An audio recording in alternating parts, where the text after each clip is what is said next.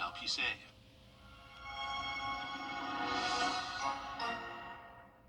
You can find ice-cold refreshment right here at Parker's Kitchen. Cool off with a large fountain drink for just 89 cents. That's a huge sweet tea for less than $1 at Parker's Kitchen. Live from Augusta, you're watching News 12 at 6 o'clock. Good evening and thanks for joining us. I'm Zaina Halliburton. There's a lot of news to get to, but we've got even more storms in our area. Your First Alert Chief Meteorologist Riley Hale has been tracking these storms all day. And Riley, I know we were in a drought before, but there's such a thing as too much rain, right? Absolutely, Zaina. I think we are completely over with our drought at the moment. With all the just plaguing rain that we've seen over the last several days, we are soaked and we are saturated. So we do not need any more rainfall, but there is some in the forecast that we're looking at for the rest of today and then again tomorrow. All things. Thanks, Riley. Augusta's Diamond Lakes needs improvements. This is not the call by just one person. There are nearly 2,000 calls for change. It took me only about 35 days to get 1,700 petitions signed.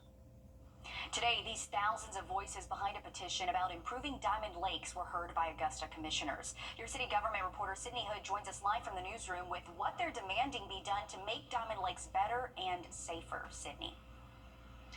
More than 1,700 signatures on this one petition to improve Diamond Lakes Park, started by one South Augusta neighbor. And he says it's not only to support the improvements at Diamond Lakes Park, but for the overall safety and well-being of the neighborhood.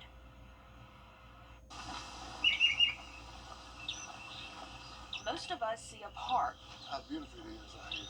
Frank Howard sees a place worth fighting for. I love this park. I love South Augusta. And everybody else wanted to make sure that something is nice inside of South Augusta. He comes to Diamond Lakes Park to watch his 8-year-old grandson play football. That's the biggest thing, family events out here.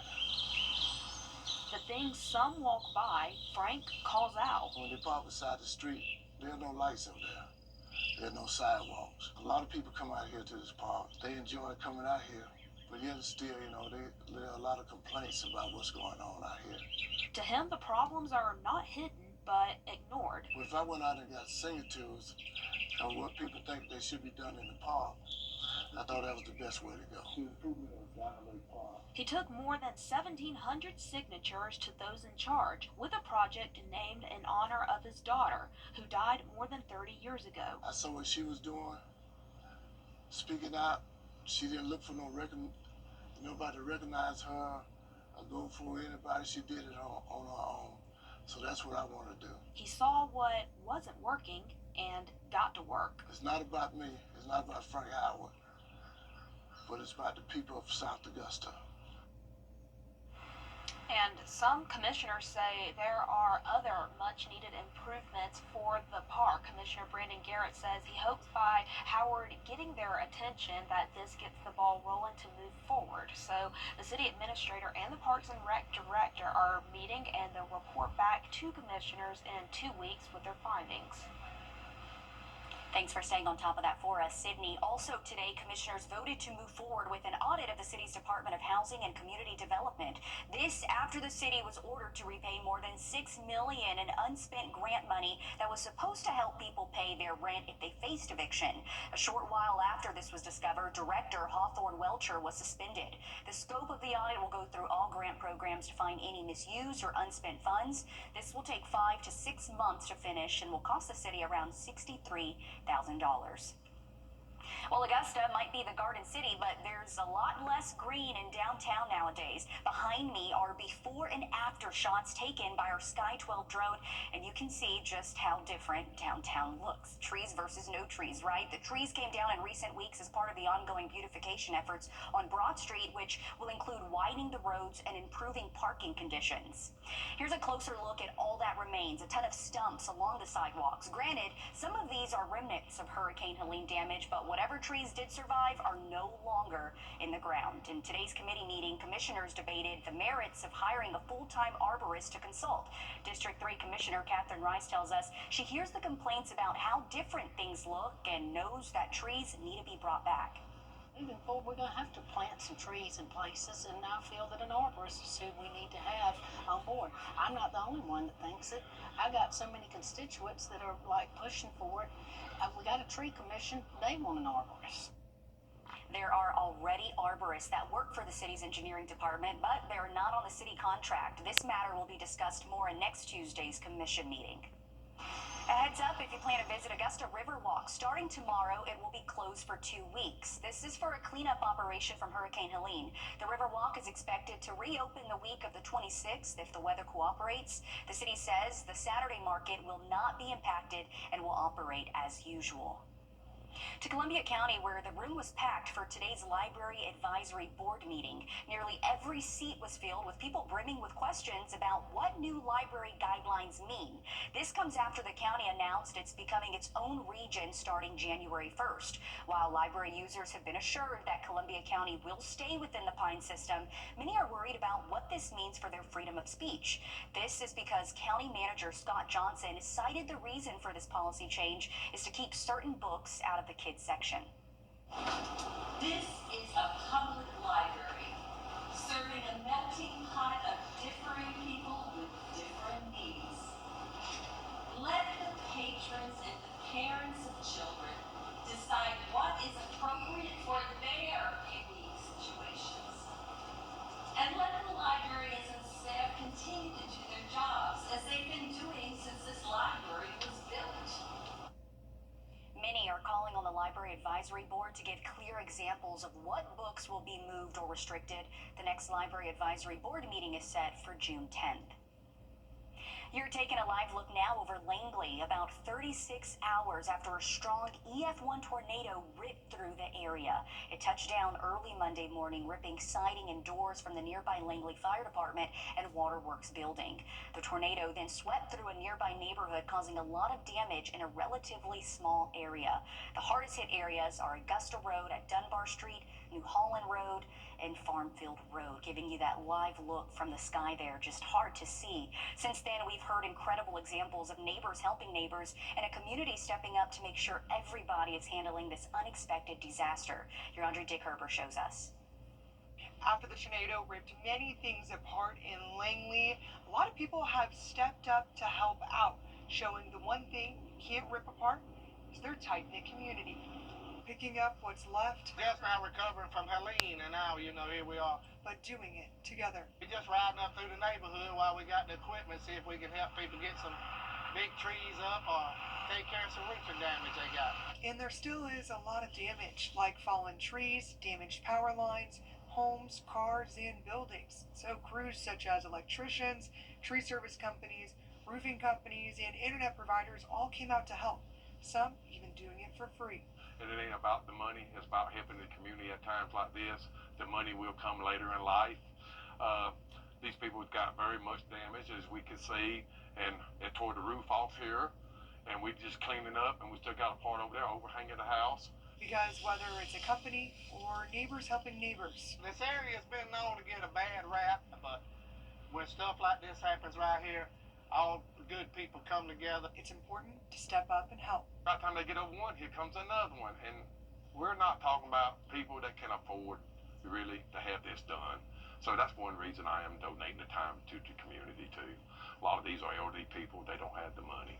They just went through a disaster, spent all the money they had. Some of them still got roofs off the house. So it's about giving back. You got to have a good heart times like these. Even though it could take some time to get everything cleaned up and back to normal, community members tell me they'll do whatever they can to make sure everyone gets the help they need. Reporting in Langley, Audrey Dickherber, on your side. And we really do have a lot of people in our area with good hearts. Thanks, Andre, for that. Several roads are still closed thanks to flooding from this round of storms. You're looking at a map showing all South Carolina roads, and the spots in red are closed. This includes parts of SC3 and US 278 in Allendale, which have been closed and have detours. And the closure in Langley at New Holland Road at Farmfield Road that we first reported yesterday is still in effect. Because of the flooding, road closures are constantly changing. Be careful when you're out driving and never assume how deep water is. Remember, turn around, don't drown. New tonight, an investigation is underway into allegations an Aiken County teacher, quote, physically and verbally abused children. This is all taking place at Redcliffe Elementary, where school leaders have confirmed with News 12 that an investigation is underway. The Aiken County Sheriff's Office is partnered with the school district in that investigation. A mother we spoke to filed a police report in late October after an incident with a special education teacher. She told police the teacher dragged her son across the playground and put him in a room to calm down. While in the room, the mother claims that the teacher shoved her child on the ground multiple times. She tells us her child had red marks all over his right arm and bruising on his back. News 12 uncovered another police report that an employee came forward to Aiken County deputies about their concerns with another teacher physically and verbally abusing children. In another instance, another person reported to police about a juvenile victim being abused by a teacher. Again, this all according to a police report saying they forced students into corners for extended periods of time and grabbed their hands by the wrists and forced them to slap themselves on the hands. The names of the teachers in these reports are redacted, so we don't know if there are complaints against one teacher or multiple. Jim Broom, the representative for District 2, which includes Redcliffe Elementary, tells us that the investigation is ongoing, and of course we'll continue to follow this. Riley? Well, looking at Radar Network tonight, we got a few thunderstorms we are tracking and then more storms in the forecast tomorrow. Have much more for you just after a short break. Plus, ballet is for everyone, and there are no better advocates than with Steps of Grace. We're showing you how it extends beyond dancing too after the break. Time and Temp, brought to you by your First Alert weather team. Great Deal Construction and Design for a personal. Friday, and then into the weekend, we'll still have the opportunity for a few hit or miss storms, and highs will be warm, close to 90. Giving children with special needs a place to dance. Steps of Grace is celebrating 14 years and has grown from a single ballet class to multiple classes where kids can get dance instruction while also addressing important skills that children with special needs may have difficulty with. The group is finding solutions and using dance as a form of therapy. It's a class that you're sure to leave with a smile. For Paige, she's been coming to Steps of Grace for 3 years. When we're done with class, she just comes out with the biggest smile on her face. And Paige is she's nonverbal, so she has very, very limited communication with us. But her smile just lets us know that she just adores it. And she squeals and she just, you can see with her body language just how much she enjoys it. Classes are taught by Mallory Roche, who grew up dancing. She's also an occupational therapist and says starting Steps of Grace allowed her to combine the two things she loves. It has been so sweet to watch the growth throughout the program. I have some children who have been with me all 14 years, and to go from seeing them as, toddlers and really young children up to teenagers, it's just been so special to see how they've grown throughout the years. She says there are so many therapeutic benefits to dance. It improves our balance, our coordination, our impulsivity, our ability to work with others and to follow instructions. But it's done within this context that's really fun, so children don't realize that they are, getting therapy. And it's not technically therapy, but it is a very therapeutic program for them. Paige's mom says she's gained more independence. I think over the past 3 years, this has helped with her realizing there's other people out there that want to help her and, be part of her life. So that's been a big thing for us to see. Right now, students are getting ready for their spring recital. Mallory says this is the first time Steps of Grace will have their own recital. We just want the community to see what our dancers and our children are capable of and see how talented they are. And they are the sweetest little dancers, let me tell you. Steps of Grace's spring recital, Better When I'm Dancing, is this Sunday, May 18th at the Salvation Army's Kroc Center. It starts at 4 o'clock. It is free to the public to come and watch, so go ahead and support those cuties. No need to register, you can just show up. This is all made possible because of sponsors. If you would like to sign your child up or sponsor a scholarship for these students, we have more information on our website under the Finding Solutions tab. So good luck to them on Sunday. Coming up in sports, our local teams are back in action as the South Carolina High School League's playoffs resume play. We're going to tell you who has a shot at moving on next. First Alert Radar, powered by Jim Hudson Automotive Group. Now at Rooms to Go Kids. 90s by Friday afternoon. Low 90s heading into the weekend, and that 20% chance for rain Saturday and Sunday will include the threat for maybe a thunderstorm or two. So keep it here for those updates throughout the week. On Your Sideline, sponsored by Chandler Law Firm. There's nothing like taking away the chances of crowning a local champion by another local region opponent. We saw it back in March in the GHSA basketball brackets. Now it's across state lines in softball. For the third time since the start of the South Carolina high school playoffs, another local softball team's playoff hopes will have come to an end at the hands of a region opponent within 10 miles of their school. North Augusta lost to Midland Valley, beat South Aiken, and sent them packing.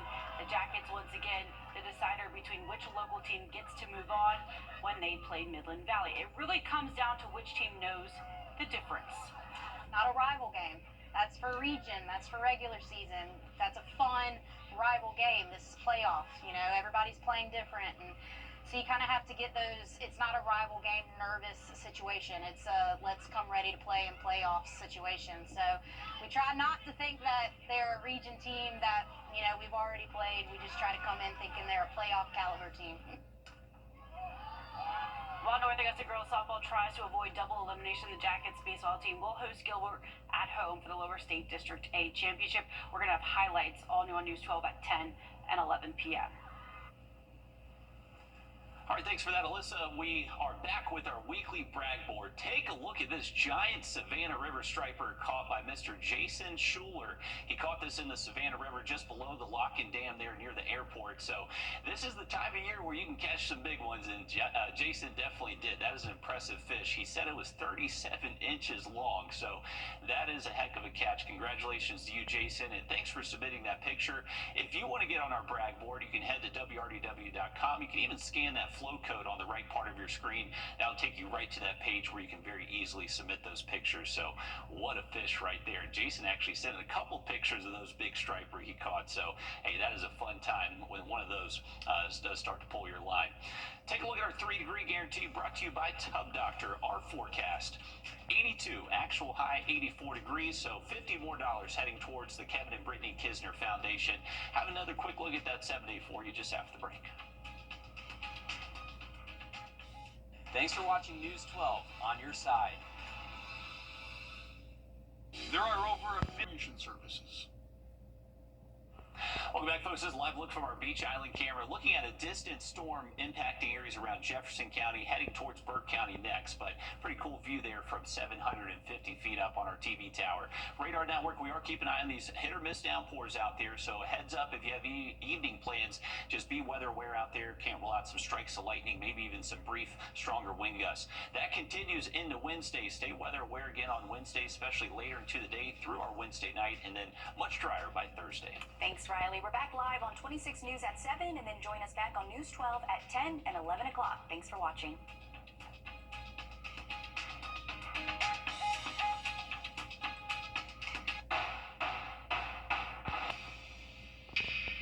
You've been seeing our commercials for months, and while you've been watching homeowners across our area save their roofs and save thousands of dollars, guess what?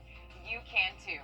Roof Saver's exclusive patent-pending Renew at 17 roof preservation treatment extends the life of your roof by 17 years with just one application and one treatment. Call Roof Savers right now for your free roof inspection to see if your roof qualifies. Augusta, stop worrying about an expensive roof replacement. Let us visit your home and inspect your roof to see if you qualify for roof preservation. With just one application of Renew at 17, we can extend the life of your roof by 17 years. Prior to our treatment, we will also include a full roof tune-up and replace missing shingles, plus clean your roof to remove unsightly algae, mold, and dirt. We're proud to announce that Roof Savers is the first roofing company to be approved and partnered with the Wounded Warrior Program in the United States. Listen to Dr. David Godbold. This preservation treatment that you have with Roof Savers going forward and a 17-year warranty is absolutely unheard of. Our entire staff and our scientists basically had to check this chemical out before I would even allow it to be sprayed on any home dealing with any veteran or any of our wounded warriors. So that's why I'm doing it first, to be the leader, to let people know that for me to do it, it had to meet every bit of the criteria that we look for in putting our name on it. America's #1 choice for roof preservation is Roof Savers. Save your roof, save your money.